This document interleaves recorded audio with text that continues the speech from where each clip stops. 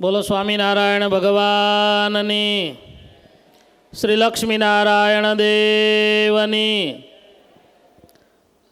સર્વાવતારી પરાત્પર ઇષ્ટદેવ ભગવાન સ્વામિનારાયણ આજે દિવ્ય વડતાલ ધામની અંદર પવિત્ર પૂર્ણિમાનો દિવસ, જેમને સુંદર પુષ્પ દોલોત્સવની કથા આપણને શ્રવણ કરાવી એવા વક્તા પૂજ્ય બ્રહ્મચારી પ્રભાનંદજી આપણને સૌને દર્શન આશીર્વાદ આપવા માટે પધારેલા સનાતન ધર્મ ધુરંધર 1008 આચાર્ય પ્રવર શ્રી રાકેશ પ્રસાદજી મહારાજ શ્રી, સભામાં ઉપસ્થિત વડતાલ મેનેજિંગ ટ્રસ્ટી બોર્ડના ચેરમેન પૂજ્ય દેવસ્વામીજી, મુખ્ય કોઠારી પૂજ્ય ડૉક્ટર સંતવલ્લભ સ્વામી, સત્સંગ મહાસભાના પ્રમુખ આદરણીય પૂજ્ય નૌતમ સ્વામીજી, વિદ્વદ્વર્ય શાસ્ત્રી સ્વામી ભક્તિપ્રકાશદાસજી, સ્નેહી પૂજ્ય હરિઓમ સ્વામી, પૂજ્ય શ્રી વલ્લભ સ્વામી, આદરણીય સર્વે સંતો, સભાનું સંચાલન એના સમગ્ર મહોત્સવનું સુંદર આયોજન જેમને કર્યું છે એવા પૂજ્ય શ્યામ સ્વામી, સમગ્ર એમની ટીમ, યજમાન પરિવારમાં પરમ ભક્ત શ્રી રમેશભાઈ, વ્રત ગઢપુર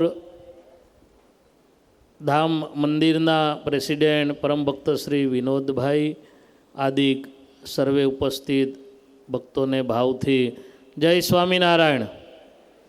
જય સ્વામિનારાયણ. વાલા ભક્તો, સુંદર આપણે કથા સાંભળી, આશીર્વાદ આપણે પૂજ્ય મહારાજશ્રીના લેવાના છે. કારણ કે ઉપરથી છે ને તડકો, એટલે અહીંથી હરિભક્તો ઉપર પણ આપણે દયા ખાવી જોઈએ. વિશેષ વાત નહીં કરું, પણ વાલા ભક્તો, આ ઉત્સવનો મહિમા બધાને ખબર જ છે. શ્રીજી મહારાજે અહીંયા રંગોત્સવ કર્યો એ સારા એ સંપ્રદાયને ખબર છે.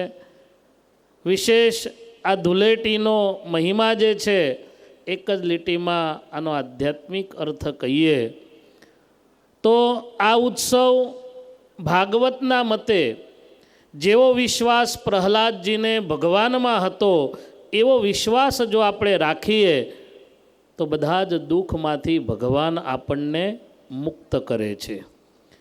બીજો આધ્યાત્મિક અર્થ આ ધૂળેટીના ઉત્સવનો એ છે કે આ ઉત્સવ માણસના અહંકારને ભસ્મ કરવા માટે, નષ્ટ કરવા માટે આ ઉત્સવ હોય છે.